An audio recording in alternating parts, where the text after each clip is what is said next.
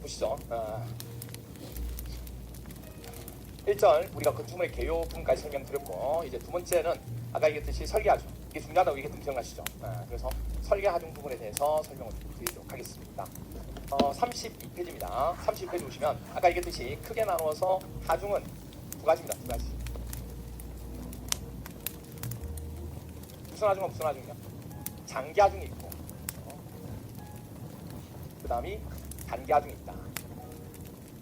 건물이 존재하면 장기간 존재하는 하중이 장기 하중이고, 일시적으로 작용하는 하중을 뭐라 불러요? 단기 하중. 그럼 시험 문제는 어떻게 나오냐면 다음 중에서 단기 하중이 아닌 것은 또는 장기 하중으로만 구성된 것은 이렇게 시험을 나와요. 그래서 종류를 먼저 기억하셔야 됩니다. 아시겠죠? 그러면 장기 하중은 크게 나눠서 두 가지입니다. 두 가지. 건물이 존재하면 생기는 것 중에서 건물의 뼈대, 건물 뼈대가 건물의 자체 무게가 돼요. 그 기둥이라든지 모라든지 바닥은 움직입니까? 안 움직입니까?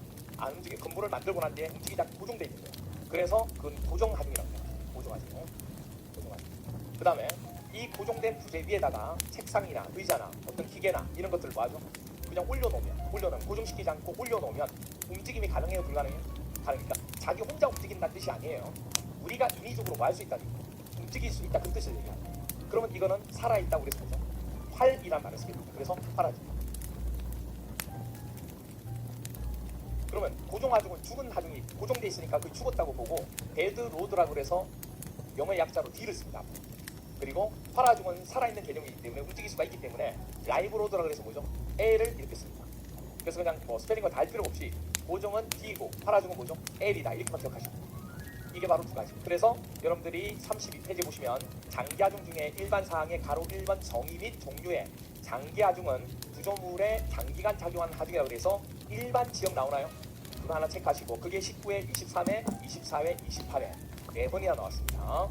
그래서 일반 지역일 때 장기하중은 고정하중하고 활하중하고 그 두 가지를 합쳐서 계산하면 된다고 했습니다. 그래서 장기하중 값이 얼마입니까 물어보면 이 두 가지를 다 얘기하는 거기 때문에 두 가지를 더한 합을 장기하중이다, 이렇게 얘기합니다. 여기까지 됐나요? 네, 그러면 단기 하중도 있어 없어요? 있죠. 단기간 작용하는 하중을 단기 하중인데 어디를 잠시 보시냐면 36페이지를 잠시 보세요. 36페이지 보시면 이번에 단기 하중 나오죠. 그 단기 하중 보시면 일반 사항에 가로 1번 정의하고 종류가 나오는데 동그라미 1번에 단기 하중은 구조물에 일시적으로 작용하는 거다, 하중이다, 이렇게 되어 있어요. 그래서 동그라미 2번이 7회, 17회, 20회, 28회 이것도 4번 나왔어요. 그러니까 바로 작년 부분 최근 시험에도 이게 나온 거죠. 단기 하중 종류가. 그럼 뭐 했냐면 눈 있죠. 눈이 막 내려요. 눈 내리는 것 자체는 뭐가 아니에요? 하중이 아니에요. 근데 그게 지붕 위에 뭐가 돼요? 쌓이면 무게로 작용하는 거야. 그걸 무슨 하중? 설하중. 근데 그게 365일 다 존재해요? 아니죠. 일시적으로 작용해서 뭐라 불러요? 단기 하중 중에 하나다, 이렇게요. 자, 바람은 계속 불죠. 근데 여기서 바람이라는 것은 건물에 뭘 줄 수 있는, 영향을 줄 수 있는 바람을 얘기하는 거예요. 건물을 움직이게끔 하는 그런 하중을 얘기하는 거예요. 그걸 뭐라 부른다? 풍하중. 그러면 그런 하중이 계속 존재해요? 아니잖아요. 그 정도 세차게 부는 바람이 계속 존재하지는 않습니다. 일시적으로 작용하는 게 단기죠. 그 다음에 지진. 우리나라는 지진이 그렇게 많이 안 생기잖아요. 그렇죠? 그래서 지진이라고 하는 하중도 뭐가 된다? 단기 하중. 단기 하중. 그렇죠? 얼마 전에 또 뭐 3점 얼마 했죠? 얼마 전에 지진 났죠? 3점인가요? 네. 어디서 났죠? 옥천인가요? 네. 그쪽 부분에 얼마 전에 났었잖아요. 3점이면 3.2 정도면 그렇게 많이 심한 건 아니에요. 보통 5 정도 되면 엄청나게 흔들림이 심하고 막 그렇게 돼요. 5.0. 그래서 지진에 대한 크기, 규모라고 얘기하는데 그걸 표시할 때는 항상 두 가지를 표시하는데 로마자로 표시하는 경우도 있고 아라비아 숫자로 표시하는 경우도 있어요. 근데 지진 표시할 때 우리가 규모라고 하면 보통 지진의 크기를 나타내는 게 규모가 있고 또 여러 가지 나타내는 진도도 있고 막 그렇게 되거든요. 그래서 그때 이제 규모 부분 얘기할 때는 아라비아 숫자로 표시하고 반드시 소수점 이하 뭐죠? 1위까지 나타납니다. 그래서 5가 아니고 뭐죠? 5.0 이렇게 얘기합니다. 한번 보시면 뭐 5.67, 5.67508 이런 거 없잖아요. 항상 뭐가 돼? 소수점 1위까지. 소수점 1이라는 게 소수점 첫째 자리 그 뜻입니다. 기초과정 때 한번 얘기했어요. 자, 그래서 지진하죠. 근데 이제 가까운 곳에 이제 일본도 있잖아요. 일본은 지진이 뭐죠? 되게 많이 심하게 일어나죠. 5배 지진 났을 때 엄청났잖아요. 그게 엄청 오래됐잖아요. 지금 거의 복구가 돼 있어서 도로도 그렇고 건물도 거의 다 복구가 된 상태였어요. 설이 아니면 추석 때 일본을 잘 갔다 왔거든요. 일본을 갔다 왔어요. 설때 때도 있고 추석 도 있는데 추석 때는 저희 친가 쪽 가족들하고 전부 다 이제 제사를 작년부터 제사를 안 지내고 외국에 가든 국내 제주도를 가든 아니면 뭐 국내 다른 곳을 가든 그렇게 하기로 약속을 해서 이제 그렇게 하고 있거든요. 왜냐하면 아버님이 5년 전에 돌아가시고 어머니가 이제 혼자서 이제 도와주긴 하지만 혼자서 이렇게 제사 없이 하고 하기 너무 힘들잖아요. 또 계속 해야 되니까 그래서 하지 말자. 한번 비일 때만 이렇게 하고 다른 어떤 제사님 하고 추석하고 설 때는 하지 말자. 그래서 안 하기로 하고 같이 여행을 가자. 그래서 여행을 가기로 해서 약속해서 추석 때는 저희 친가 쪽 가고 그다음 설 때는 제가 쪽 가고 이런 식으로 나눠서 가거든요. 그런데 이번에 이제 친가 쪽으로 처음으로 어머니 처음으로 태어나서 처음 가신 거예요. 처음 가 외국을 처음 가신 거예요. 처음 가신 거예요. 그래서 갔는데 호텔을 첫날에 가서 있는데 누가 인사를 하요. 안녕하세요. 모르는 사람이에요. 근데 멀리서부터 이렇게 살짝 보면서 이렇게 살 다가오면서 인사를 하면 수강생 동영상으로 듣는 분. 또 거기서 만날 줄이야. 그래서 인사를 하셔가지고 근데 시험을 보니 내년 지금 강의 듣고 계실 거예요. 그래서 내년 대비하려고 이제 수업을 듣기 위해서 하고 있다고 강의 듣고 있다고 얘기하시는 거 잘 듣고 있다. 그래서 인사하시고 그래서 얘기를 하고 있어. 아주 지지나지고 나왔어. 그래서 오베를 갔는데 되게 많이 뽑고 거의 완전하게 뽑고 왔다. 그래서 오사카처럼 갔거든. 오사카 그것도 이름 있잖아요. 깜짝 놀랐어. 사람만 가다가 저는 그렇게 많은 일을 처음 봐가지고 공항부터 시작해서 그래서 추천은 안 드리겠습니다. 명절 때 이렇게 일본 속은 작년에는 제주도 갔는데 그 다음 괜찮은데 제주도 힘들죠 이제 중국 관광이 너무 많이 들어가서 힘들잖아요. 아무튼 그래서 고민을 해서 국내 다른 곳을 알아봐야 되겠네요. 그래서 지진아중 그 다음에 강화중은 비가 되게 많이 왔을 때 그 무게 때문에 건물이 무너지는 경우도 있어요. 그런 타입. 그 다음에 건물에 일시적으로 충격을 줘도 건물이 또 무너질 수도 있죠. 이게 바로 충격하중. 이게 전부 다 무슨 아중이에요? 단기아중. 그러면 시험 문제 어떻게 나오면 박스를 주어진다든지 하고 시험 문제 다음 중에서 단기아중은 또는 장기아중은 또 단기아중이 아닌 것은 이렇게 물어봐요. 그럼 뭘 외워야 돼요? 여러분 아셔야 될 게 뭐냐면 우리 객관식이 주관식이에요. 객관식은 객관식화처럼 공부를 하셔야 돼요. 자꾸 주관식처럼 공부하시는 분이 있어요. 그럼 이건 시험 문제에서는 이거 아니면 이게 나오는 거죠. 이게 나와도 이걸 외우면 되고 이걸 놔도 이걸 외우면 되는 거예요. 그럼 둘 중에서 외울 게 뭐죠? 작은 걸 외우는 거예요. 이렇게 종류를 얘기할 때는 항상 작은 걸 외우셔야 돼요. 다 외울 필요가 없어요. 그럼 이 두 가지가 뭐라고만 기억하면 돼요. 자기가 그럼 나머지는 단기아중 그리고 단기아중은 지금 체크된 거 외에도 또 있어요 없어요? 또 있어요. 그래서 등을 붙여요. 등을. 그런데 장기아중은 단기는 그래서 등을 붙여요. 그래서 이거 말고 또 있다고. 근데 장기는 이거 말고 없어요. 무슨 아세요? 장기아중은 고종아중과 활아중 두 개밖에 없다고. 근데 단기는 지금 책에 있는 거 말고도 뭐죠? 또 있다는 얘기. 또 있다는 얘기. 그래서 이 두 가지 부분 기억해 주셔야 됩니다. 그래서 그거 하나 기억해 주시면 되고. 그럼 다시 이제 앞으로 넘어갈게요. 넘어가서 32페이지에 이번에 고종아중 나옵니다. 고종아중 별표 하나 해주시죠. 이 고종아중은 시험 문제 되게 많이 나오는 것 중에 하나입니다. 그래서 고종아중 체크해 주시고, 그래서 보시면 알겠지만 옆에 6회부터 시작해가지고 6회, 9회, 15, 18, 19, 20, 21, 24, 26까지 되게 많이 났어요. 근데 최근에 이제 27회, 28회 때 안 나왔기 때문에 여러분 시험 볼 때 고종아중이 나올 가능성이 크겠죠. 그래서 이게 잘 봐주셔야 돼요. 정해보시면, 정해보시면 이렇게 나옵니다. 일단은 고종하중이라고 하는 것은 건축물의 주요 구조부가 뭐냐면 아까 이렇게 기둥, 뭐 바닥 이런 것들 있죠. 이런 부분들, 벽, 내립벽들 이런 걸 주요 구조부라 하는데 이 주요 구조부가 이에 부착이나 고정돼 있는, 여기서 포인트가 뭐냐면 반드시 무슨 하나가 들어가야 돼? 부착과 고정 되어 있는 피레입니다. 그러니까 잘 보시면 뭐가 되냐면 원래 건축물의 뼈대 부분은 고종하중이다 아니다. 고종하중이다. 건물의 뼈대 부분, 기둥, 모, 바닥은 어차피 고정돼 있기 때문에 고종하중이에요. 그런데 여기 보세요. 비내력벽, 힘에 대해서 견디는 벽이 아니라서 우리가 뭐 할 수 있어요? 뗐다 붙였다 할 수 있다고. 어떤 말이 돼요? 뗐다 붙였다 할 수 있다고. 지가 스스로 움직이는 거 아니라고요. 우리가 뗐다 붙였다 할 수 있다고. 그런 부분들. 그리고 각종 시설이나 설비 부분들, 이런 부분들은 다 뭐죠? 고정된 게 아니고 그냥 위에 올라가는 거예요. 그냥 적지 않은 거라고. 그럼 이거는 활화중이에요? 고종하중이에요? 활화중이죠. 그래서 비내력벽이나 각종 시설이나 설비 등은 뭐가 된다고요? 비내력벽이에요. 고종하중이 아니고 활화중이에요. 활화중. 왜? 고정된 게 아니고 그냥 올라가 있는 거기 때문에. 그런데 이는 활화중을 무슨 단어를 쓰냐? 부착이나 고정을 시켰다. 그럴 경우에는 활화중이라 할지라도 뭐가 되는 거예요? 고종하중이 된다는 걸 조심하셔야 합니다. 그래서 이 단어가 들어가면 환화중이라 할지라도 뭐가 된다? 고종화중의 중량에 포함이 된다. 근데 시험 문제는 포함되지 않는다 이렇게 나옵니다. 그렇게 나오죠. 그리고 구조물의 존치기간 중에 지속적으로 작용하는 하중이 고종하중인 거 맞죠? 고종하중은 건물이 존재하면 계속하는 장기하중이기 때문에 존치기간 중 지속적이라고 작용한다는 얘기는 고종하중에도 활하중에도 다 똑같이 들어가는 왜? 장기하중에 들어가는 말이기 때문에. 그리고 또 하나 고종하중은 고정돼 있죠. 그러면 정적이에요? 동적이에요? 그렇죠. 정적이죠. 동적인 거는 뭐 한다는 얘기예요? 움직인다. 근데 움직이는 하중이 아니거든요.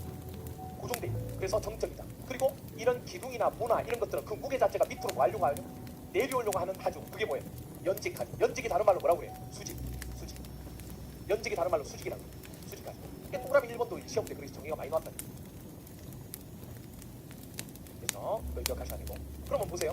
그러면 고종하중이라고 하는 것은 구조체 자체에 뭐가 되는 무게. 건물 무게라고 그러면 건물의 뼈대잖아요. 그 뼈대 자체를 우리는 뭐라고 하냐면 자체 무게를 줄여서 뭐라고 불러요? 자중. 그래서 고종하중은 건물의 자중이다.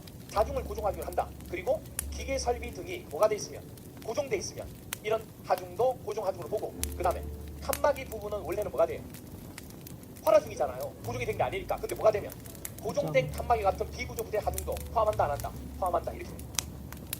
여기까지 됐나요? 자 그럼 제가 한 가지 물어볼게요. 자 칸막이 벽은 활하중이다 활하중이 아니다? 활하중 고정하중이 아니다. 됐나요? 자 그런데 그런 칸막이 벽을 뭐하면 고정하면 또는 부착하면 그 단어가 들어가면 뭐가 되는 거예요? 고정하중이 돼요. 여기까지 됐나요? 그럼 약간 제가 응용을 한번 해볼게요. 한번 맞춰보세요. 조족조라는 게 뭔지 아세요? 조족조가 뭐냐면 벽돌이나 블록이나 돌을 쌓아서 올린 걸 우리는 뭐라 불러요? 조족이라고 해요. 그러면 칸막이 벽 중에 조족조 칸막이라고 얘기했어요. 칸막이 벽인데 뭐라고요? 조족조 칸막이 벽. 그럼 조족조 칸막이 벽은 고종하중일까요? 활하중일까요? 고종하중? 고종하중? 왜요? 벽돌을 움직일 수가 없습니다. 왜냐하면 벽돌과 벽돌이 오르타르로 접착한 게 뭐예요? 조족조죠. 그러면 접착을 한 거잖아요. 부착을 한 거죠. 그래서 고정이나 부착이나 말이 없더라도 무슨 단어가 들어가면 조족조라는 이 단어가 들어가잖아요. 그러면 이 칸막이 벽은 뭐가 되는 거예요? 활하중이 아닌 고종하중으로 간다합니다. 이게 33페이지에 보시면 동그라미 맨 아래쪽이 6번에 보십니다. 33페이지 맨 아래쪽에 동그라미 6번 나오나요? 20페이지에 나왔대요. 조족조의 칸막이 벽 앞에다가 고정이란 말이 없어요. 부착이란 말이 없어요. 근데 이 조족조란 말 자체에 뭐가 포함되는 거예요? 부착이란 말이 포함이 됩니다. 그래서 조족조 칸막이는 활하중이 아닌 고종하중으로 간주해서 산정해야 됩니다. 여기까지 됐나요? 오케이. 그리고 이제 다시 32페이지에 보시면 가로 2번에 설계시 기본사항이 나오는데 그 중에서 33페이지 맨 위에 보시면 동그라미 3번 20페이지에 나왔어요. 고종하중은 구조물에서 물조나 마감재, 자중과 같이 이동하지 않는 뭐가 돼 있는 거 고정된 하중입니다. 그래서 설계 하중 중에 가장 기본적인 하중이 바로 뭐다? 고종하중이 돼 있죠.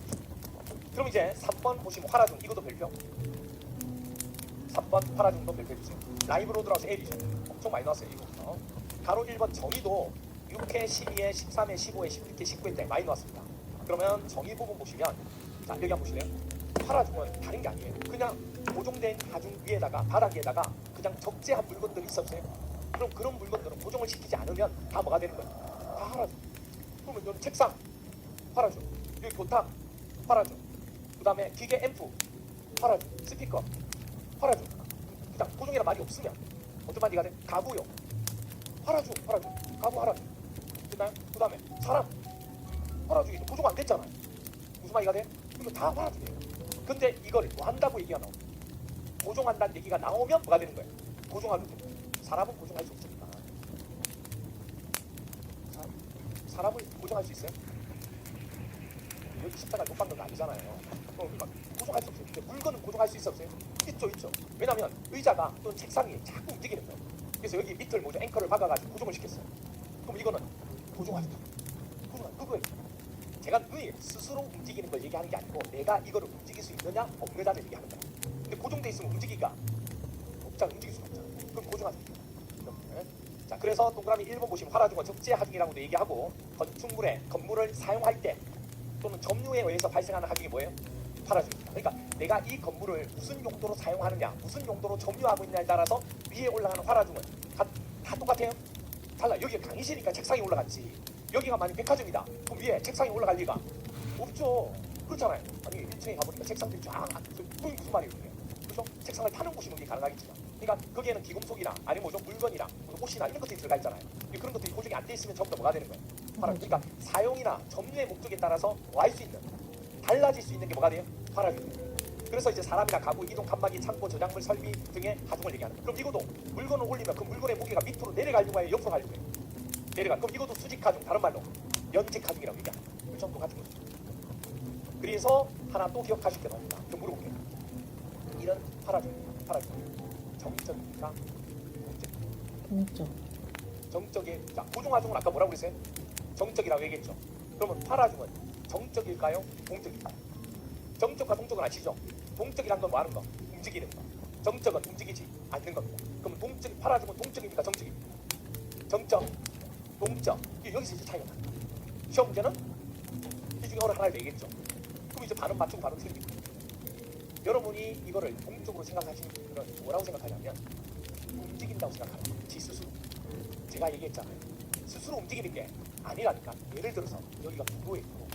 도로 위에 자동차가 올라가야 안 올라가요? 그럼 이 자동차는 움직이는 게 주목적이에요? 그냥 그 자리에 있는 게 목적이에요? 그러면 동적이에요? 정적이에요? 그러면 동적이죠. 그러면 그건 팔아중이 동적이 된다고. 근데 건축물에 있는 물건들은 지가 스스로 움직여요?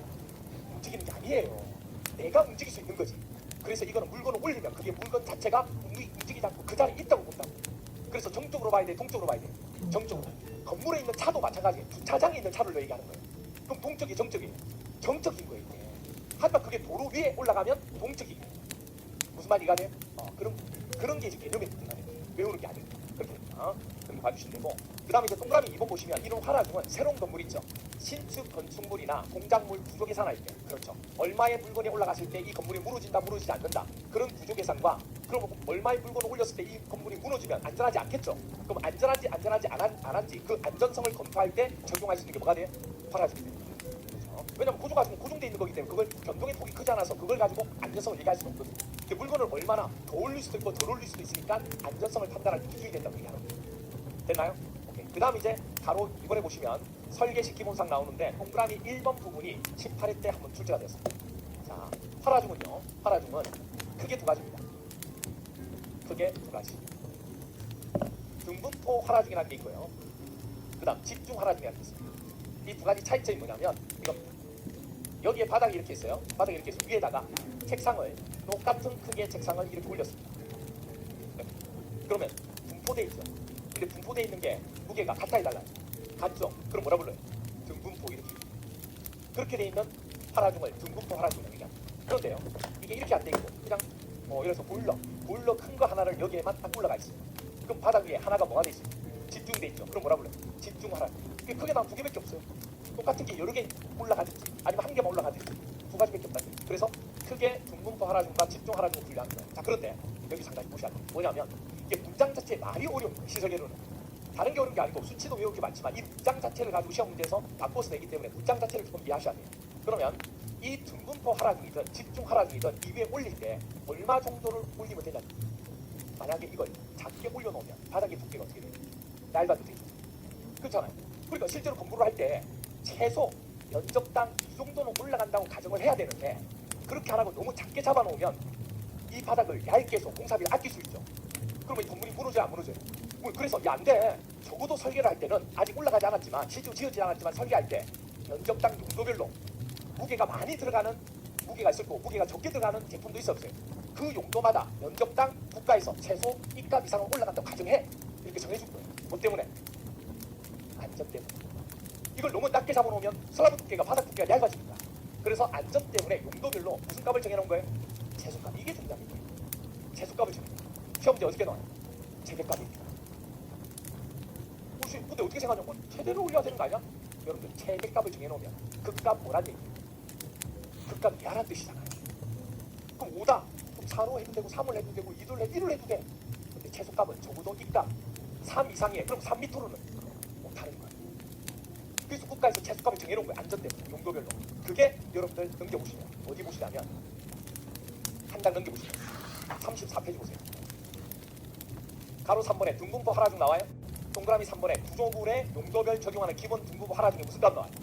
제속값, 용도별로 이 정도 설계를 할 때, 이런 건물로 설계할 때는 이 값을 면적당 2kN 이상은 무조건 올라간다고 가정해야 됩니다 하고 다 달라집니다. 오씨, 그거 외워야 됩니다. 조금 더 그렇게 하지 마세요. 걱정이 안 될 수가 없는데요. 네. 다시 앞으로 옵니다. 그래서 최소값을 법으로 정해놓은 거예요. 우리가 정하는 게 아니고 법으로 정하는 거예요. 어떤 말 이해가 되나요? 오케이, 그렇게 돼요. 자, 그런데 여기서 이제 기억하셔야 될 게, 그 다음이 어디가 뭐냐면 동그라미 3번이, 동그라미 1번이 18에 답으로 나왔고 동그라미 3번이 22에 28에 그 상례에서 나왔어요. 자, 3번이 뭐냐면 활화중은 점유나 사용에 의해서 발생하는 거 맞나요? 아까 얘기했죠. 뭘 점유하고 있느냐, 용도가 뭐냐, 뭘 사용하느냐에 따라서 위에 올라가는 활화중이 달라져요. 그런데 그때 발생할 것으로 예상되는, 여기는 무슨 하중이? 이것도 최대 하중이여야 한다는 거예요. 무슨 얘기냐면 이 바닥 위에 등분포 하락이 올라갈 수도 있고 집중 하락이 올라갈 수도 있고 여러 가지 용도가 올라갈 수 있었어요. 그럼 이 용도 중에서 가장 무슨 값을 해야 돼? 큰 값을 가지고 설계를 해야 이게 무너지지 않죠. 그러면 이 등분포는 10이고 집중 하중은 15예요. 그럼 이 중에서 작은 값 10을 맞춰서 두께를 해놓으면 이건 15가 올라갔을 때 어떻게 돼요? 무너지잖아요. 그러니까 이런 여러 가지 점유나 사용에서 발생할 거 예상된 여러 가지 하중이 있다고. 그 하중 중에서 무슨 값? 최대 하중을 놓고 설계를 해라, 그 뜻이. 그러니까 이 두 가지가 되게만 헷갈려 한다. 이건 제속값을 했잖아요. 이건 또 최대라고 이게. 얼마나 헷갈리겠습니까? 안 헷갈리지 마요. 네, 그래 하는 건 좋아요. 이렇게. 그래서 보시면 용도별로 무슨 값을 정하느냐 물어볼 때는 뭐가 돼요? 제속값. 하중을 무슨 값을 정하느냐 물어볼 때는 최대 하중을 정합니다. 됐나요? 이런 포인트를 잡고 공부하셔야 되지. 안 그러면 이건 이해했다고 해서 문제를 맞출 수 있습니다. 그래서 포인트를 가지고 배우셔야 돼요. 아하, 용도별 제속. 하중, 뭐죠? 최대. 이렇게 외우셔야 돼요. 그래서 키워드를 잘 체크해서 외우지 않으면 힘들어요. 됐나요? 네, 그렇게 보셔야 되고. 그 다음에 자, 여기가 무슨 말? 고정하중은 딱 고정돼 있죠. 근데 활하중은 용도에 따라서 변동이 생겨 안 생겨요? 생겨요. 변동폭이 그러면 변동이 되는 부분이 고정하중과 활하중하고 누가 변동폭이 커요? 활하중이 크죠. 그래서 동그라미 4번에 보시면 18에 이것도 28에 당연히 나왔어요. 활하중은 분포의 특성을 파악하기가 쉽다 어렵다? 어렵다. 용도에 따라 바뀌기 때문에. 그래서 건축물의 사용 용도에 따라 변동폭이 뭐하다? 크다 이렇게 됩니다. 그리고 고정하중에 비해서 하중 크기와 위치가 뭐한다? 수시로 변하게 됩니다. 이 느낌상 활하중은 그렇게 될 수밖에 없어요. 용도에 따라 달라집니다. 그래서 조심하셔야 될 게 이게 어디냐면 용도를 우리는 건축가나 기본적으로 건축가에 가서 뭘 받고 허가를 받고 건물을 해야 되는데 용도 변경 자체를 처음에 받았던 거가 다르게 불법으로 용도 변경하는 경우가 있죠. 그럼 여기가 원래는 강의실 용도를 했는데 갑자기 무게가 되게 많이 가는 용도를 바꾸려고 하면 허가를 받아야 돼, 안 받아야 돼? 용도 변경도 허가를 받아야 돼요. 근데 불법으로 용도 변경 허가 안 받고 제가 다른 용도를 가지고 여기다가 올렸다. 그럼 그 무게가 이 바닥 설계한 거하고 다르잖아요, 이게. 무너졌습니다. 그래서 이런 변동이 크다고 해요. 그러면 설계할 때 너 불법으로 이렇게 할 수 있겠네? 그럼 내가 나중에 설계할 때 이거까지 우회해서 설계하겠다 하고 법으로 동의를 만들어. 그까지 시험 들어서 가야 돼요. 여기까지만. 그 다음에 이제 5번에 보시면 21에 23에 못 나왔어요. 사무실 또는 유사한 용도의 건물에서는 여러분 사무실에 뭐가 많은지 아세요? 그렇죠. 사무실에는 구획을 많이 해요.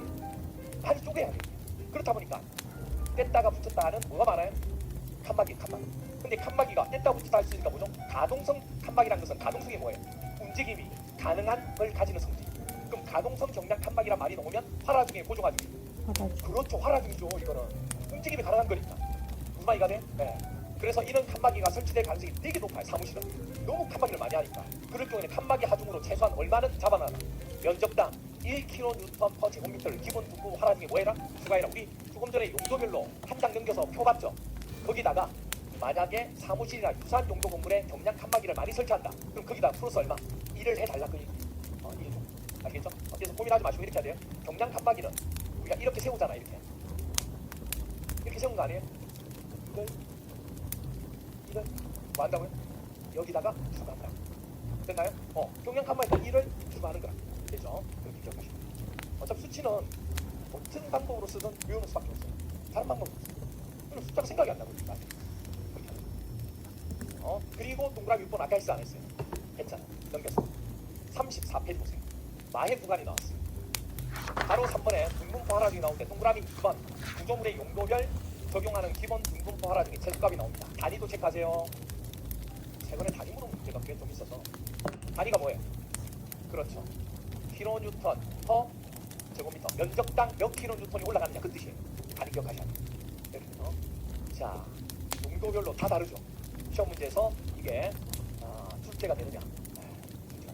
원래는 뭐만 나왔냐면 주택만 나왔어요. 왜? 공동주택의 시세계론입니다. 그래서 이 주택만 나왔어요. 2회, 13회, 19회까지. 그리고 안 나왔어. 계속 안 나왔어.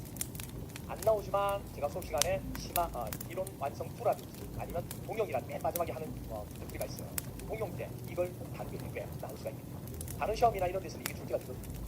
그래서 이걸 다루겠는데 외우기가 쉽지 않아요. 그래서 이론 완성 1에서는 다 외우지 말고 기출에 나온 내용만 외우고 단계적으로 좀 외우고 지금부터 처음부터 이거 다 외우라고 미치잖아요. 그러니까 이게 오히려 한 문제 포기하는 게 나은 거지. 그렇잖아요. 그래서 일단은 나온 것만 외우자. 일단 나온 것만. 그래서 주택이 되게 또 많이 나왔기 때문에 주택이 27회 때 한 번 나왔어요. 최근에 언제 나왔냐면 27회 때. 재작년 이때 처음으로 나왔어요. 이제 안 나온다. 주택은 보시면 이렇게 됩니다. 주거용 건축물의 거실. 여러분 거실이 있었어요? 여러분이 알고 있는 거실인지 맞는지 모르겠는데 리빙룸이라고 해서 여러분이 알고 있는 그 거실이 아니에요. 여러분이 아는 거실은 TV가 있고 소파가 있고 그것만 거실이라 생각하는데 여기서 거실은 법적인 거실은 뭐예요? 사람이 거주하고 생활할 수 있는 공간은 다 뭐가 돼요? 거실이라고. 또 방도, 거실, 서재도 거실. 화장실은 거실 아니에요. 그 생활은 하지만 그게 우리가 거기서 거주 생활하는 밥 먹고 이런 밥은 아닌데 하여튼 그렇게 그건 아니잖아요. 그래서 그건 빼고 그래서 현관 이런 것도 빼고 우리가 거주할 수 있는 공간은 거의 다 거실이에요. 그러면 거실이고 공동주택에 공용실도 있었어요. 이 공용실이 온갖 잡다한 물건들 다 들어가는 거 아시죠?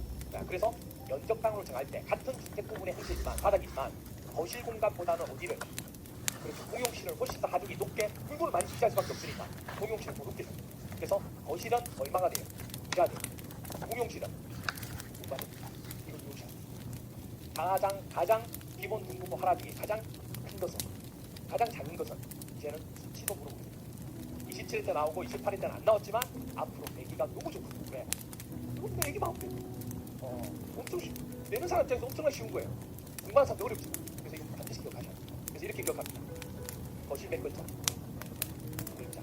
됐나요? 그래서 2가 됩니다. 그리고 똑같은 주거용이죠. 공동주택 주거잖아요. 그래서 공용실은 여기다가 3을 넣으면 얼마요? 5가 됩니다. 됐나요? 이렇게 됩니다. 뭐 두 개밖에 없으니까. 그러니까 거실이고 공용실 두 개밖에 없어요. 주택 부분에서는. 그래서 거실 나오면 두 글자 2가 되고 공용실은 거기다 3을 더하면 5가 됩니다. 됐나요? 그리고 뭐가 나왔냐면 쭉 내려가서 판매장이 나왔어요. 판매장 부분에 있어서 상점하고 백화점, 상점하고 백화점 1층, 2층 이 부분이 시험 문제에서 27회 때 출제가 되었어요. 상점이나 백화점을 얘기하는 거예요. 물건을 파는 곳. 그래서 상점이나 백화점이 되는데 1층과 2층 이상이 다르다는 얘기예요. 그럼 1층이 얼마예요? 5고 2층 이상은 4가 돼요. 달라요. 여러분 생각할 때는 1층 부분이 5고 2층 부분이 이상이 4가 되는 거니까 2층 이상 부분이 더 많아야 될 거 아니야 생각할 순간 1층이 훨씬 더 용도가 많아요. 왜? 사람의 수립이 되는 곳이 어디예요? 1층이죠. 근데 2층, 3층부터는 엘리베이터나 에스컬레이터 타고 들어가기 때문에 사람이 존재하지, 그러니까 거치지 않고 갈 수도 있다 없다. 있다. 그리고 기금속이나 이런 것들이 무거운 게 많이 들어간 곳이 어디예요? 주로 1층 부분. 그래서 1층 부분이 다른 층보다 뭐하다? 높아요. 1.5가 되고. 그리고 그 위에는 2층 이상은 전부 다 뭐가 되는 거예요? 다 4로 봅니다. 됐나요? 이거 기억하시고. 그러면 여러분 백화점이나 상점에 왜 가요? 사러 가죠. 그래서 사다. 사러 가잖아요.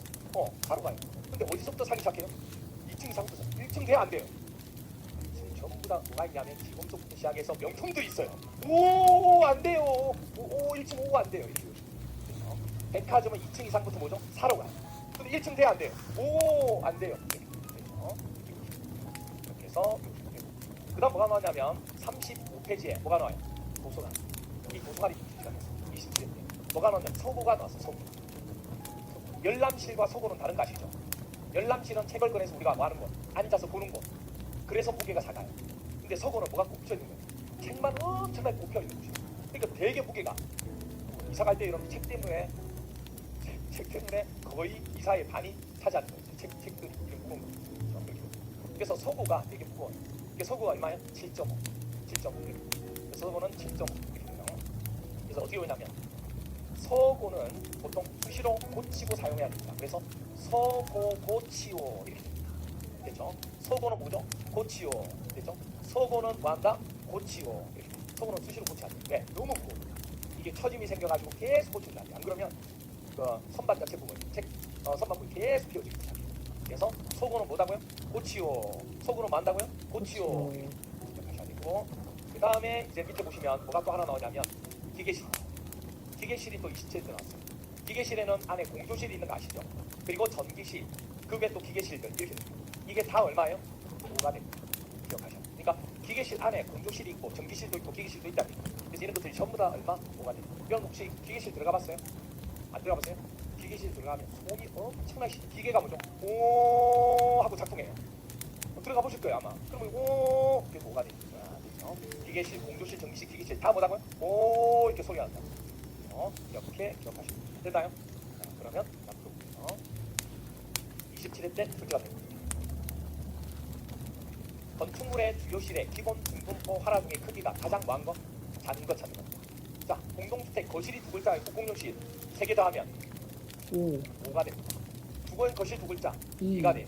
판매장의 상점이나 백화점은 목조직은 1층인지 2층인지 없죠? 그럼 얼마 돼? 4에서부터 5 이렇게 되겠죠. 7.5. 물론 정확하게 제시해야 되는데 작은 거기 때문에 상관이 없어요. 그 다음에 소고, 고치요, 기계실, 가장 작은 거. 거실. 이렇게 작은 거. 되나요? 그냥 이런 수치들은 그렇게 외우는 수밖에 없어요. 이하고 잘 수밖에 없어요. 국가의 지난 답이기 때문에. 됐나요? 이거 금방 찾잖아. 됐나요? 그래서 이런 수치들도 시간이 지나면 이제 또 잊어버립니다. 그래서 이 자체 부분은 순서 자체 부분을 물어볼 수도 있고 나중에는요. 지금은 처음 이제 27일 때 스타트를 끊었어요. 예전에는 이것만 가지고 이 두 개만 가지고 보기 중에 하나로만 나왔거든요. 이게 단독으로 이렇게 나온 건 27일 때 처음 나온 거예요. 서막을 알린 거예요. 앞으로 이거 낼 거야. 조심해. 이런 식으로. 이때 스타트를 끊었어요. 그럼 이제 그다음부터는 이제 숫자를 물어보기도 할 거고요. 그 다음에 순서대로 올바르게 나열된 것 이렇게 물어보기도 할 거고요. 다양하게. 근데 지금은 이것만 기억하시고 나중에 인완성 2 갔을 때 새로운 내용으로 나올 때 외우는 방법을 설명합니다. 아시겠죠? 지금 다른 거는 손 안 대고. 됐나요? 그렇게 봐주십니다. 자, 그리고 이제 나와 있는 게 이제 단기 하중 부분에 관한 내용들이 쭉 설명하는 게 나오는데 넘겨서 36페이지 보세요. 36페이지에서 가로 4번에 파라중의 저감계수 나오나요? 파라중 저감계수 이게 무슨 얘기냐면 지금 조금 전에 파라중 최소값 봤죠? 그럼 이게 기본적으로 용도별로 들어가는 면적당 파라중 값이에요. 근데 이 값을 저감할 수도 있다고 해요. 저감할 수. 그게 어떻게 저감할 수 있냐면 자, 이런 바닥이 있는데 이 바닥 부분이 실질적으로 작용하는 이 바닥 부분이 이만큼의 힘이 작용하는 경우가 있는데 실제 힘은 뭐죠? 이만큼만 작용한다고. 그럼 실제로 작용하는 힘이 뭐냐면 여기에 물건이 올라갔잖아요. 그럼 물건이 올라갔으면 이 물건이 분포되는 면적이 있었어요. 있겠죠? 이게 이만큼만 들어가진 않을 거잖아요. 그럼 이 정도 분포되는 게 있다고요. 실제로 힘이 분포되는 면적을 부하면적이라고 해요. 다시금 실제로 힘이 작용하는 면적을 뭐라고 한다고요? 부하면적. 그런데 부하면적하고 다르게 그냥 영향을 조금이라도 끼치면 뭐라 불러요? 영향면적이란 말을 쓰게 됩니다. 그럼 영향면적이 뭐냐면 제가 이렇게 예만 하나 들을게요. 평면을 딱 그릴게요. 제가. 자, 평면을 그릴게요. 이 평면도요. 이게 기둥, 이게 기둥, 이게 기둥, 기둥, 기둥, 기둥, 기둥, 기둥, 기둥 이렇게. 그리고 이게 보, 이게 다 보여요. 이게 보라. 그러니까 이해가 됐나요? 이게 평면도. 그럼 위에서 봤을 때 여기 물건들이 올라가겠죠. 그럼 물건이 처음으로 도달하는 곳이 어디예요? 바닥. 바닥은 무조건 100% 전달되는 거예요. 그럼 바닥이 이렇게 갔어요. 근데 이 바닥인데 이 바닥 부분이 이만큼의 바닥 부분에 관한 형태가 이제 같다는 얘기예요. 가게 되면 이 부분에 관한 내용이 실질적으로 힘이 작용하는 부분이 이 바닥 부분이 이만큼 가고 물건이 이렇게 올라갔으면 예를 들어서 이 힘이 1로도 가고 1로도 가야 한가요? 가고 이쪽으로 아까 간다고 했던 거 1반응 슬랩, 2반응 슬랩 기억나시죠? 그러면 잘 보세요. 이 보로 이쪽에 있는 힘도 1로 와야 하나요? 이쪽의 힘은 1로도 가겠죠? 그럼 이 보는 이쪽 양쪽의 슬래브를 힘이 다 오죠 나한테. 그게 얼마 오는 줄 모르겠지만 이 보에 이쪽에 있는 슬라브들의 힘이 다 영향을 미쳐야 안 미쳐요? 그래서 이 보에 힘이 오는 영향 면적은 위에서 오는 영향 면적이 얼마만큼 옵니까 하면 이게 다 여기 있는 건 오지 않으니까. 무사히세요? 여기 있는 게 일로란 말 거잖아요. 어떤 말 이해가 돼요? 그럼 다시 이 보의 영향 면적은 어디가 돼요? 여기가 돼요. 이해가 돼요? 그럼 또 하나 이 기둥 있어요. 기둥. 이 기둥은 잘 보시면 딱 가운데 있죠. 이쪽 바닥의 힘도 오고 이쪽 바닥의 힘도 오고 이쪽도 오고 이쪽도 오겠죠. 그럼 이 기둥의 영향 면적은 전부 다예요. 이해가 돼요? 이해가 돼요? 그 다음에 이쪽 기둥은요. 이거겠지. 여기가 오지 않을 거잖아요. 이 영향 면적이 뭔지 알겠죠? 근데 실질적으로 여러분 생각해보세요. 그건 영향 면적이고 실질적인 힘이 도대체 이 전체에다가 일로 가겠어 진짜? 그건 아닐 거잖아요. 그래서 부하 면적이라고 해서 실제로 작용하는 면적은 한 이 정도밖에 안 돼요. 계산해보면 이해가 돼요? 그럼 부하 면적과 영향 면적 중에 누가 큰 거예요? 영향 면적이 항상 큰 거예요. 이게 무슨 얘기냐면 이 바닥에서 오는 힘이 이 보에 갈 때 여기는 다 영향 면적이지만 실제로 이게 다 간다 안 간다? 안 간다. 이 정도밖에 안 가. 이 정도밖에. 그래서 바닥에 올라간 하중에 대한 부분의 면적으로 표시했을 때 이 면적으로 한 게 전부 다 가진 않을 거라는 얘기예요. 그래서 어떻게 해보니까 계산해보니까 여기 6m, 여기 6m, 6m 정도의 힘만 실제로 힘이 작용하고 그 외에는 영향은 끼치지만 실제로 작용하는 것은 아니더라. 그럼 66, 36, 그럼 36 이상이 된다. 이 바닥이 그러면 이상이 되는 것은 100%다 힘이 전달한다 하지 말고 그 힘을 좀 뭐 해줘라. 감소시켜라. 그게 저감기수라고 하는 거예요. 그래서 허라중을 우리가 계산할 때는 이게 면적이 넓은 걸 다 적용하는 게 아니고 36제곱미터가 넘는 것은 감소해가지고 적용할 수 있다 없다? 있다. 그 얘기를 하는 거죠. 그 얘기를.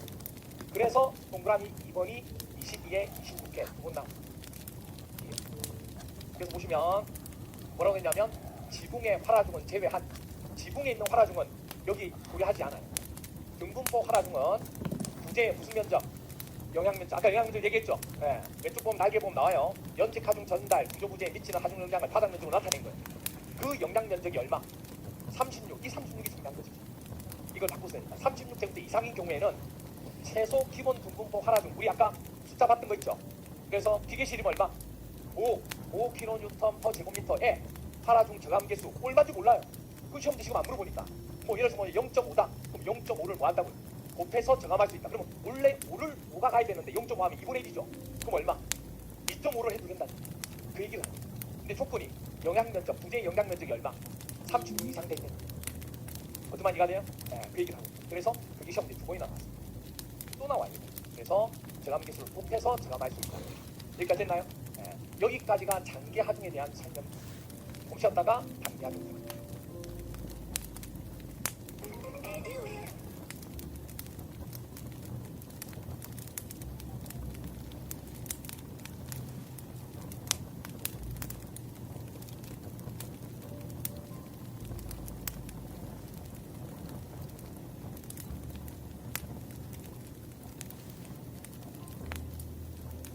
자, 보시죠. 36페이지입니다. 36페이지. 단기하중. 단기하중 부분입니다. 단기하중. 일반적인 사항. 정리하고 아까 종주 부분은 한번 얘기했던 거 기억나시죠? 여기 있고 선하중, fun하중, 지진하중, 강화중, 충격하중이 있고 37페이지 보시면 2번 선하중 부분 나옵니다. 선하중. 10페이지 하나 봐주시죠. 바로 1번에 보시면 적용 범위 나오는데 동그라미 1번. 직구에 따면 나왔어요. 선하중은 구조물에 쌓이는 눈의 무게에 의해서 발생하는 하중. 아까도 얘기했지만 그냥 눈이 내리는 것 자체가 하중으로 보지는 않는다는 거. 이게 쌓였을 때 그 무게 자체가 우리가 하중으로 작용하는 걸 선하중이다. 이렇게 얘기합니다. 그래서 실질적으로 예전에 여기 잠실 쪽 부분에 체조 경기장 있죠. 체조 경기장 이쪽 부분이 눈이 되게 많이 와가지고 이쪽 부분이 무너진 부분이 있어요. 실질적으로. 그 정도로 이 선하중 부분이 가능한 문제도 무시 못하는 하나입니다. 그러면 이렇게 생각할 수 있죠. 그럼 설계할 때 눈에 대한 무게를 어느 정도 부분을 가지고 고려할 거냐. 그래서 눈이 지금까지 가장 많이 내렸을 때 무게 가지고 하면 되잖아요. 그렇죠? 그러면 얼마 정도 주기를 잡을까? 재현 주기를. 눈이 내렸다는 그 시기 자체를 보통 몇 년 정도 걸고 있대요? 100년. 엄청나죠? 100년. 그게 밑에 나와요. 바로 이번에 하중의 설정 기준이 나오는데 동그라미 2번 20회, 22회, 24회, 그리고 작년 28회까지 또 나왔습니다. 기본 지상에 내리는 눈의 하중은 설하중은 재현기간 몇 년? 100년입니다. 100년에 대해서 수직으로 최신 적설 깊이 눈이 쌓였을 때 그 깊이가 있겠죠. 그 깊이를 기준으로 해서 하게 되고 그럼 이게 지역마다 똑같을까요? 똑같을 수가 없죠. 지역마다 달라요. 어느 지역은 눈이 많이 오는 지역도 있고 눈이 많이 오지 않는 지역도 있잖아요. 그래서 지역마다 같다 다르지만 일단 재현 기간은 어느 지역이든 간에 몇 년? 100년 동안에 가장 눈이 많이 내렸을 때의 깊이를 하겠다. 그 얘기입니다. 여기까지 됐나요? 자, 그럼 여기 한번 물어볼게요. 보통 이제 설하중을 고려할 때는 지붕에 대한 모양에 따라서 달라집니다. 그래서 지붕에 눈이 쌓이는 거기 때문에. 그럼 지붕에 눈이 쌓이면 평평한 지붕이 있고 경사 지붕이 있겠죠. 그럼 평평한 지붕을 평지붕이라고 얘기하고 경사로 돼 있는 지붕을 뭐라고 부를까요? 경사 지붕이라고 얘기합니다. 그럼 두 개 중에서 누가 더 눈이 더 많이 쌓이나요? 당연하죠. 평지붕이죠. 그래서 이렇게 얘기하는 거예요. 평지붕과 경사 지붕 중에서 눈이 더 많이 쌓이는 곳은 어디나? 평지붕이다. 근데 이렇게 얘기 안 하고 설하중 누가 크다 작다 이렇게 얘기합니다. 그러면 평지붕과 경사지붕 중에서 누가 설화중이 더 큰 거예요? 평지붕. 그럼 경사지붕은 설화중 부분이 평지붕보다 작게 작용하는 거 맞죠? 근데 이 경사지붕 무엇에 따라 또 달라질 거예요? 경사도. 그 경사도를 다른 말로 물매, 기울기 이렇게 얘기한다고 했어요. 기초과정때 기억나세요? 물매, 기울기 이렇게 얘기했어요. 그러면 보세요. 물매가 크다는 얘기는 경사가 크다. 물매가 작다는 얘기는 경사가 작다, 완만하다 이 뜻이에요. 그러니까 물매가 크다는 얘기는 극경사, 물매가 작다는 얘기는 완만한 경사 이 얘기예요. 그럼 느낌이 오죠? 물매가 크면 클수록 눈은 쌓이지 않으니까 설화중이 작아지는 거예요. 그럼 언제 제일 큰 거예요? 평평할 때, 평지군. 그럼 평지군에서부터 경사도가 크면 클수록, 물매가 크면 클수록 설화중은 작다, 시험 때 크다 이렇게 나와요. 외우는 게 아니고 개념을 이해하는 거예요. 개념을 이해하고 계속 반복하다 보면 암기가 됩니다. 그런데 한 번만 이해하면 암기가 안 돼요. 아시겠죠? 그래서 많은 분들이 뭐냐면 지금 설명 들었을 때 이해가 가요. 근데 나중에 이제 한 두 달 있다가 이걸 두 달 있다 쳐보겠지 이제. 아니 3개월 동안 이거 끝내야 되니까 두 달 있다가 여기를 다시 보면 완전히 새로워요. 그 새로운 건 당연하다. 그때마다 또 확인하고 하셔야 돼요. 일반적인 건 커요. 실제로. 그래서 기억하셔야 돼요. 그래서 어디를 보시냐면 밑에 쭉 내려와서 동그라미 5번 보세요. 16회 때 나왔어요. 설화중은 지붕의 물매가 뭐할수록 작을수록 뭐하다? 크다 이렇게 돼요. 반대로 얘기하면 지붕의 물매가 뭐할수록 클수록 작다 이렇게 됩니다. 시험적으로 그렇게 나옵니다. 그리고 이제 동그라미 6번 보시면 18에 21에 두 번 나왔는데 설화중은 구조물에 위치한 지역의 무슨 조건에 따라 달라져요? 기상조건. 그리고 건물의 지붕의 무엇에 따라 형상, 경사 등의 영향을 받아야 안 받아요? 받을 수밖에 없죠. 이렇게. 그게 이제 설화중은 그 정도만 기억합니다. 그 다음 단기하중 중에서 풍화중입니다. 풍화중 별표 하나. 이것도 별표 해주죠. 이것도 많이 나왔어요. 자, 넘겨보시면 38페이지 보세요. 38페이지에 바로 이번에 하중의 설정 기준 나오나요? 동그라미 1번이 18에 19에 20회 두 번 나왔어요. 자, 여기 보시면 풍화중 부분은 크게 계산할 때 어떻게 계산하냐면 주골조 뼈대 설계용 수평 풍화중과 지붕에 작용하는 풍화중과 외장재 설계용 풍화중으로 구분해서 구합니다. 그리고 나중에 다 더해서 이 건물에 작용하는 풍화중은 이 정도 값이 됩니다. 이렇게 세 가지로 나눠서 구한다는. 첫 번째 주골조가 뭐예요? 건물의 뼈대. 그러니까 건물이 이렇게 돼 있어요 지금. 이런 식으로 건물이 있다고. 그럼 바람이 어떻게 불어요? 수평으로. 바람이 수평으로 보진 않아요. 바람이 어떻게 불어요? 수평. 그러니까 당연히 수평풍하죠. 됐나요? 그럼 수평으로 이렇게 바람이 불어요. 바람이 불게 될 때 바람이 이 뼈대 부분에 작용하는 바람이 힘이 있어 없어요? 이렇게 그걸 첫 번째로 구한다는 거예요. 그게 주골조 설계형 수평풍하죠. 그 다음 또 하나가 뭐냐면 바람이 지붕을 또 구분해서 왜? 지붕은 뭐가 될 수 있으니까 경사가 될 수 있어 흘러가는 방향이 달라지죠. 이 뼈대하고 다르다는 얘기예요. 그래서 이 경사도에 따라서 이게 받는 힘이 다르죠. 우리가 정면으로 직각으로 힘을 받는 것과 경사로 받는 것은 받는 힘이 다르죠. 당근 치고 싶은 건 아니잖아요. 정으로 맞을 때와 비껴서 맞는 것은 완전히 달라요. 소리도 다르고 뭐 다르거든요. 그래서 모든 것도 한 대 맞더라도 정확하게 맞는 것과 비껴서 맞는 건 다르잖아요. 바람도 마찬가지. 건물의 작용. 그래서 이거와 이거는 똑같은 뼈대지만 두 개를 나누어서 계산하겠다는 거예요. 그래서 주골조형 수평풍화중 건물 뼈대 얘기하고 그 다음 또 하나가 뭐예요? 지붕풍화중. 그 다음 또 하나가 뭐냐면 여기 뼈대 부분에다가 뭘 붙여요? 외장재를 바르면 외장재는 면이잖아요. 그 바람이 불었을 때 면이 또 받게 되는 압은요 달라져요. 그래서 외장재가 받는 설계형 풍화중도 별도로 하게 돼요. 그래서 크게 풍화중을 구할 때는 하나, 둘, 세 가지로 구분해서 구한다 이렇게 해요. 그러니까 이해가 되나요? 그리고 나중에는 다 다음은 돼요. 자, 그런데 동그라미 2번 부분인데 여기 한번 보실래요? 여기 한번. 바람이 이렇게 작용합니다. 바람이 닿는 벽의 면적이 있어 없어요? 있겠죠. 바람이 닿는 벽의 면적이 넓은 경우와 좁은 경우 두 가지가 있어요. 이건 상식이에요. 뭐 어떤 넌센스 뭐 이런 거 아니에요. 상식으로 생각하면 돼요. 바람이 이 벽면에 닿는 면적이 좁은 경우와 넓은 경우 중에서 이 건물의 풍화중은 누가 큰 거예요? 바람이 받는 면적이 넓을수록 풍화중은 그 건물의 풍화중은 커지는 거죠. 바람이 이만큼 작용하는 것과 이만큼 작용하는 곳은 당연히 하중값이 달라지잖아요. 그래서 벽면적이 바람을 받는 벽면적이 크면 클수록 풍화중은 커진다. 아까 설화중 할 때 지붕 경사도 얘기했듯이 그렇게 얘기하는 거예요. 그게 바로 동그라미 2번 보시면 풍화중은 건축물의 형태나 지형의 영향을 받게 되지만 수평하중으로 바람을 받는 벽면의 면적이 뭐할수록 클수록 방위를 뭐다? 크다. 시험 문제는 작다 이렇게 나와요. 외우는 게 아니잖아요. 상식이잖아요. 이게 16회, 21회, 23회, 24회 4번이나 출제가 됐습니다. 간단한 부분이 요구합니다. 그 다음에 동그라미 4번 보시면 20회 때 한번 나왔습니다. 주골조 설계형 수평 풍화중은 어떻게 구합니까? 한번 물어봅니다. 아까 뭐 얘기했냐면 이거 하나 세 가지를 따로따로 구한다고 그랬죠. 그럼 먼저 첫 번째 물어본 게 뭐냐면 주골조 설계형 수평 풍화중은 어떻게 구하는데 이렇게 물어봅니다. 그러면 지붕 풍화중도 어떻게 구하는 값이 있어 없어요? 있고 외장재 설계형 풍화중 구하는 것도 있어 없어요? 있어요. 근데 시험 때는 20회 때 이거 하나만 가지고 지금 물어봅니다. 근데 이거 물어보는 거는 지붕하고 똑같아요. 구하는 것은. 근데 뭐는 다르냐면 외장재 설계용 풍화중 계산하는 방법은 주골조 설계용 풍화중 계산하는 방법하고 틀려요. 근데 아직 그거는 출제가 안 됐어요. 근데 우리는 이거 하나 하면 이것도 똑같은 거기 때문에 지붕 풍화중을 물어봐도 이거와 뭐하다? 동일하다. 이렇게 나중에 생각할 거예요. 그럼 이거부터 볼게요. 자, 나온 게 뭐냐면 주골조 설계용 풍화중은 이렇게 구하세요. 이렇게 구합니다. 어떻게 보냐면 일단 바람이 벽면에 작용할 때 속도가 있었어요. 당연히 바람의 속도에 따라서 풍화중은 같아요, 달라요? 바로 좋다. 이렇게 때리는 거고 이렇게 때리는 거고 눈이 아프잖아요 지금. 똑같아요, 달라요? 다르죠. 그러니까 속도압을 알아야 되고 그 다음 또 하나가 뭐냐면 새로운 게 하나 가스트 영향계수. 새로운 단어들이 많이 나와요. 가스트 뭐죠? 영향계수. 이게 뭐냐면 바람이 작용하는데 바람이 작용해요. 작용하면 건물이 움직여 안 움직여? 움직여요. 바람이 작용하면 이게 이렇게 움직일 거예요. 그러면 여기 있는 게 이쪽으로 갔어요 안 갔어요? 그걸 뭐라고 하는지 아세요? 위치가 변했죠. 줄여서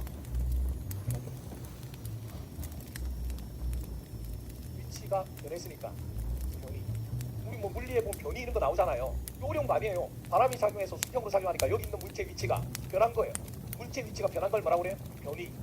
그럼 변이가 발생하는 거예요. 그럼 평균적으로 작용하는 변이가 있을 거고 최대로 작용했을 때 변이가 있었어요. 있겠죠. 그거 비를 나타내는 게 뭐예요? 가스트. 그걸 알아야죠.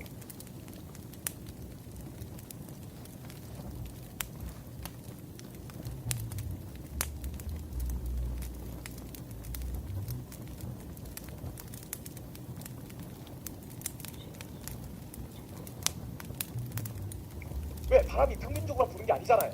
어떤 외부의 어떤 영향에 따라서 되게 크게 작용하는 경우도 있었어요. 있죠? 그 큰 것과 평균의 비를 나타내는 게 뭐라고요? 가스 영향계수라. 그럼 이거 어디 나오는 거예요? 무슨 단기 하중이 나오는 거예요?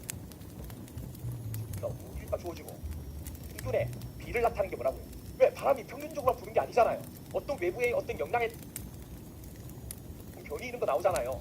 어려운 거 아니에요. 바람이 작용해서 수평으로 작용하니까 여기 있는 물체 위치가 변한 거예요.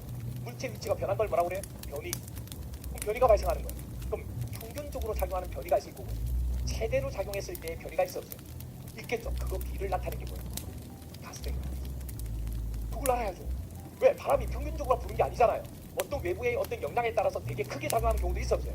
있죠. 그 큰 것과 평균의 비를 나타내는 게 뭐라고? 가스트 영향계수라고. 그럼 이거 어디 나오는 거예요? 무슨 단기 하중이 나오는 거예요?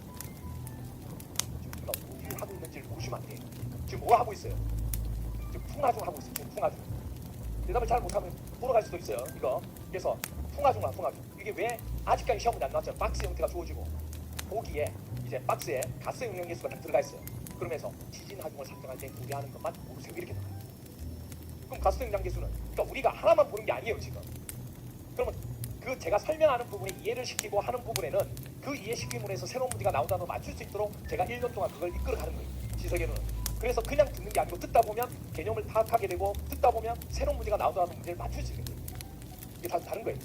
그래서 가스트 영향계수 부분이라고 하는 것은 어디하고 관계있는 거예요? 풍화중에만 나와요. 지진하중에 안 나와요.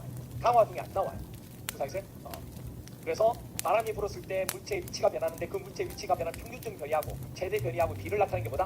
가스 영향계수. 이게 또 필요하고 그 다음 또 하나가 뭐냐면 주골조 설계용에 작용하는 풍압에 대한 계수가 있어요. 아니 속도를 했으면 됐지. 갑자기 풍압은 뭐냐? 속도는 바람의 말 그대로 뭐예요? 속도를 얘기하는 거고 바람이 이 연에 작용하는 압이 있어 없어요? 압이 있을 거란 얘기예요. 그 압이 뭐가 있냐면 바깥에서 작용하는 건 외압이고 건물에 창이 있는 경우 있어 없어요? 창이 있는 경우, 창이 없는 건물도 있어 없어요? 있어요. 창이 없는 건물도 있다고요. 우리가 건물 중에서 창을 만들면 안 되는 건물도 있어요. 예. 그러면 창이 없으면 그건 말 그대로 창이 바람이 들어갈 리가 없어요. 근데 창이 있는 건물은 뚫려 있으니까 바람이 들어가요 안 들어가요? 들어가면 안에 바람이 존재하고 여기에 창이 막혀 있으면 이 안에서 압이 존재하는 뭐가 존재해요? 내압이 존재해요. 그래서 외압과 내압이 다 존재하는 게 뭐예요? 풍압이라고 하는 거예요. 그래서 풍압 개수도 고려를 해야 돼, 안 해야 돼? 해야 돼요. 그래서 속도, 가스 영향 변이, 그리고 압, 풍압 이걸 다 뭐 하는 거예요? 곱하는 거예요. 이걸 다 곱해서 물론 풍압은 산정 목적에 따라 달라지겠지만 이걸 다 곱하고 그럼 이제 실질적으로 이 바람이 불었을 때 이 바람이 이 벽면에 수평으로 작용하니까 벽면에는 뭐라고 작용한다고 그래요? 수직으로 작용하는 압이잖아요. 그 압의 면적이 있어 없어요? 그 면적이 크면 클수록 아까 풍압이 커진다고 했으니까 여기 이거 곱한 값에다가 곱하기 무슨 면적을 곱한다고 또 수압 면적을 곱하는 거예요. 바람이 작용하는 이 수압이 뭐냐 물의 압이 아니에요. 바람이 벽면에 수직으로 작용하는 압이란 뜻이. 줄임말이 너무 많아요. 이게 시설개론에는 정말 줄임말이 많아요. 물의 압이 아니고 수직으로 작용하는 압의 면적. 그래서 수압 면적. 그 면적을 곱해서 구하는 부분이 뭐다? 주골조 설경 풍화중 하는 겁니다. 그런데 여기다 하나 적어놓으시면 돼요. 모두 똑같다. 지붕 풍화중 동이다.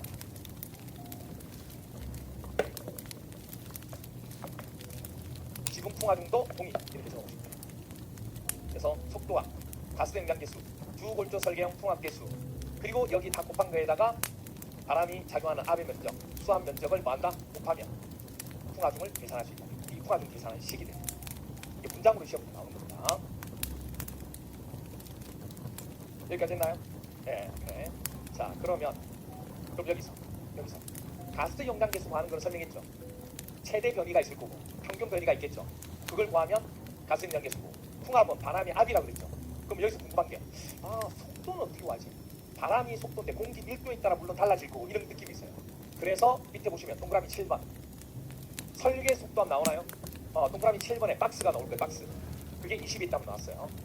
계산 문제가 아니고 말 문제로. 설계 속도압, 이 속도압이 설계 속도압인데 설계 속도압은 어떻게 구합니까? 이렇게 구한다는 얘기예요. 2분의 1에다가 공기 밀도 곱하기 설계 뭐가 된다? 풍속의 제곱. 이렇게 구합니다. 이거 기억하셔야 돼요. 어렵죠? 네. 설계 속도압은 이게 물리로 공부하는 거세요. 여러분 보시면. 설계 속도압은 2분의 1의 공기 밀도 곱하기 설계 풍 제곱. 그런데 여기서 2분의 1을 아는 게 아니에요. 그럼 뭐만 알면 되느냐? 그렇죠. 공기 밀도 알고 설계 풍속 제곱만 알면 되는데 설계 속도라고 하는 것은 공기의 밀실한 정도에 따라 달라져요. 그리고 풍속에 따라 풍속이 곧 속도니까 바람의 속도니까 이거에 따라 또 달라집니다. 그래서 잘 보세요. 뭘 물어보냐면 속도압은 공기 밀도의 무슨 관계? 비례관계. 그리고 설계 속도압은 설계 풍속의 제곱의 비례관계. 이걸 기억하셔야 돼요. 시험 문제 뭘 물어보냐면 계산 문제가 아니고 비례 반비례를 물어봐요. 그래서 설계 속도압은 공기 밀도에 반비례한다 이렇게 물어본다. 근데 반비례가 아니고 공기의 밀실한 정도에 따라 속도는 뭐죠? 달라집니다. 그래서 속도압은 공기 밀도에 뭐한다? 비례한다. 그리고 설계 풍속이 크면 클수록 속도압도 커지는데 그건 뭐하죠? 제곱에 비례하는 제곱. 이걸 기억하셔야 돼요. 이게 시험 문제 어떻게 나오는지 아세요? 제곱을 빼고 시험 문제 나왔어요. 그래서 제곱도 기억하셔야 돼요. 또 공무원 시험 문제는 어떻게 나오는지 아세요? 제곱을 빼고 안 나오고 어떻게 나왔을 거예요? 세제곱으로 나온 게 아니고 설계 풍속의 제곱근에 비례한 제곱근이 뭔지 아시죠? 루트에 이게 루트라고 루트가 아니에요. 제곱에 비례하는 거예요. 그렇게도 시험이 나옵니다. 아시겠죠? 네. 그래서 이게 22회 때 비례 반비례 형태로 해놨습니다. 풍화중은 여기까지 기억하셔야 돼요. 풍화중 이 정도만 기억해 주시고 그 다음 이제 4번에 보시면 나온 게 뭐예요? 지진하중. 이 지진하중도 10개수 봐주셔야 돼요. 지진하중도 봐주셔야 합니다. 다행인 거예요. 몇 개 안 했잖아요. 몇 개 안 했잖아요. 원래 이게 되게 어려운 거라서 이거 말고도 되게 많아요. 이 나올 게 무진장 많아요. 앞으로 새롭게 나올 게 이거밖에 안 나온 거예요. 이거 말고도요 엄청 많아요. 풍화중 산정할 때 나온 거 계산 문제도 있고요. 뭐 엄청 많이 많아요. 근데 이 정도만 나와요. 이 정도만 기억하는 거예요. 그러니까 하려고 하면 끝도 없어요. 이게 제일 중요한 게 뭔지 아세요? 기출의 분석. 기출 분석이 안 되면 이것도 하고 저것도 하고 이것도 저것 정신이 없어요. 그럼 실질적으로 뭐가 되냐면 기출 문제를 풀어보면 기출 문제하고 안 맞는 경우가 너무 많은 거예요. 우리가 배웠으면 기출 문제가 자연스럽게 풀려야 돼 안 풀려야 돼? 풀려야 돼. 그 정도만 하면 돼요. 그리고 거기다가 조금만 더 추가로 하면 돼요. 다 못하긴 해요. 그 자체는. 자, 그래서 우리가 아까 얘기했죠 제가. 이 구조 총론 부분에 관한 내용은 1회부터 시작해서 28회 시험까지 나온 거 다 해요. 그럼 당연히 회차별로 시험 문제를 풀어봤을 때 당연히 절대 틀리면 안 되는 거죠. 그런데도 틀리게 된다는 거죠. 그래서 배운 걸 이해하고 계속 숙지하는 게 되게 중요합니다. 그래서 지설계로는 여러분 아셔야 될 게 뭐냐면 절대 깊게 들어가면 안 돼요. 깊게 들어가는 순간 망합니다. 깊게 들어갈 수도 없지만 자기의 굴에 빠져 들어가게 되는 순간 헤어나오지 못하고 앞에서만 계속 맴돌다 끝납니다. 진도가 안 나가요. 한강 듣는데 어떻게 되는지 아세요? 한강 듣는데 한 15일 걸립니다. 한 번 듣다가 누가 불러서 나가고 누가 불러서 나가고 하다 보면 또 이해 안 되니까 다시 처음부터 보고 한강만 계속 봅니다. 지치기 시작하고. 절대 그러면 동상 보시는 분들도 절대 강의를 들을 때는 무조건 그냥 들으셔야 돼요. 이 중간에 스톱하시면 안 돼요. 그리고 뭐 다른 거 하시면 안 돼요. 강의 듣는 건 현장 강의 듣는 거 똑같이. 그래서 보통 현장 강의를 듣는 건 동상 강의 집중이 안 되죠. 이해 맞거든요. 어쩌든 진도가 나가게 되고 복습을 하게 돼요. 그래서 현장 강의. 자, 그래서 이 부분 기억을 해 주셔야 됩니다. 그 다음에 이제 지진하중인데, 지진하중은 39페이지에 가로 2번 지진하중 보시면 동그라미 1번 일반상 기억 23일 나왔어요. 지진하중은 지진에 의해서, 여러분 지진은 건물 위로 옵니까 땅속으로 옵니까? 당연히 땅속으로. 그래서 지진하중은 지반 운동이라고 합니다. 땅을 흔드는 거거든요. 근데 왜 건물이 문제가 되느냐? 그 건물이 땅에 박혀 있습니다. 그 영향을 받게 됩니다. 흔들리니까. 그래서 지진에 의한 지반 운동으로 구조물에 작용하는 무슨 하중? 수평하중. 자, 그럼 이제 한 가지 볼게요. 우리 고정하중이 없어요. 고정하중은 수직하중, 수평하중. 수직하중. 활하중, 수직하중, 수평하중. 수직하중, 연직하중. 활하중은 물건을 올리면 지가 알아서 옆으로 가는 거 없어요. 그냥 밑으로 내려오는 거지, 무게가. 바람은 풍하중은 수평이 수평하중. 그 다음 지진은 수평하중. 그걸 이제 물어봅니다. 자, 끝까지 정리가 되어 있습니다. 풍하중은 동쪽에 정적입니다. 동쪽이죠. 바람이 움직여야 하중으로 작용하는 거예요. 바람이 움직이지 않고 있으면 하중이 아니에요. 그래서 그러니까 동쪽에 정적에 동쪽이죠. 지진하중은 동쪽에 정적이죠. 당연히 동쪽이죠. 지진도 움직여야 하중으로 작용하는 거예요. 어떤 얘기인지 아시겠죠? 그런 게 있습니다. 자, 그리고 이제 밑에 보시면 맨 밑에 이염 보세요. 표 밑에 보시면 이염에 보면 21일 때 나왔어요. 지반 운동에 미치는 영향을 고려해. 땅으로 온다고 그랬습니까? 그러면 땅의 종류에 따라서 지진이 오는 속도가 똑같을까요? 다를까요? 달라요. 그래서 지반의 종류를 몇 가지 종류로 나눈다? 우리나라는 총 6가지 종류로 분류를 합니다. 지진 하중을 구할 때 단단한 땅, 약한 땅, 또 경한반, 연한반 이런 식으로 땅의 구별을 해놔요. 그래서 지진 하중은 지반의 종류에 영향을 받아야 안 받아요? 당연히 땅이 엄청나게 강해요. 그럼 지진에 오는 속도가 증가해요, 감소해요? 감소하겠죠, 당연히. 근데 땅의 상태가 되게 약해요. 그러면 지진에 오는 속도가 어떻게 돼요? 빠르게 지나가겠죠. 그런 거. 그래서 땅의 상태에 따라서 같다 다르다 다르다. 이렇게. 그래서 지반의 종류에 영향을 받습니다. 됐죠? 자, 그 다음에 여기 한번 보세요. 자, 여기서 보시면 개념을 조금 이해해야 될 게 많아요. 수치가 지금 보시면 알겠지만 지금까지 수치가 몇 개 나왔어요? 활하중에 대한 기본 등급과 활하중 빼고는 수치가 몇 개예요? 지금 2개밖에 없어요. 어떻게 해야 한다 싶죠? 기둥할 때 3, 3배. 그리고 설하중 할 때 100년하고. 기억나세요? 이거 수치가 지금까지 많이 없어요. 많이 없어요. 자, 여기가 무슨 개념 부분 물어보는 것들이 거의 많은 거예요. 자, 이렇게 돼 있습니다. 여기가 지반. 건물이 이렇게 여기 고정돼 있어요. 여기서 지진이 이렇게 옵니다. 땅속으로 오게 돼요. 그럼 땅으로 오게 될 때 이 땅에 대한 상태에 따라서 지진의 하중은 같다 다르다 이렇게 돼요. 그럼 옵니다. 오는데 뭐가 달라지냐면 지진이 왔을 때 땅의 상태가 동일해요. 제가 항상 얘기했지만 어느 한 가지를 물어보려고 하면 변수는 몇 가지? 한 가지. 나머지는 그럼 뭐 해야 돼요? 동일해요. 자, 건물이 있는데 두 가지 건물이 있어요. 여기 땅의 상태가 동일해요. 지진의 크기도 동일해요. 지진이 옵니다. 그런데 이 지진이 똑같은, 예를 들어서 오라는 지진이 왔다고 볼게요. 그럼 여기도 오가 왔어요. 지진의 크기는 같죠? 똑같아요. 그런데 제가 수음은 똑같이 하죠. 그런데 받아들인 건 어때요? 달라요. 이 사람한테 다르게 하고 이 사람 다르게 하는 게 아니라 똑같이 했는데 받는 게 달라요. 지진은 똑같이 온다고요. 그런데 건물이 만들어진 구조에 따라서 지진을 흡수하는 부분이, 지진에 반응하는 부분이 달라집니다. 예를 들어서 이 건물은 간단하게 얘기하면 철근 콘크리트 지어졌어요. 이거는 벽돌로 만들어졌어요. 됐나요? 그럼 구조 방식이 다르죠. 그럼 지진이 왔을 때 반응하는 게 어때요? 다르겠죠. 그 반응하는 것을 반응 수정이라는 말을 쓰게 됩니다. 받아들인 걸 얘기하는 거예요. 고치는 게 아니고 받아들인 걸 얘기한다고. 그래서 지진이 왔을 때 반응을 받아들이는 정도가 달라진다고. 이해가 돼요? 반응을 받아들이는 정도가 달라진다고. 그 반응 수정을 그러면 개수로 표시한 거예요. 야, 너 철근 콘크리트, 야, 너 조져. 누가 클까요?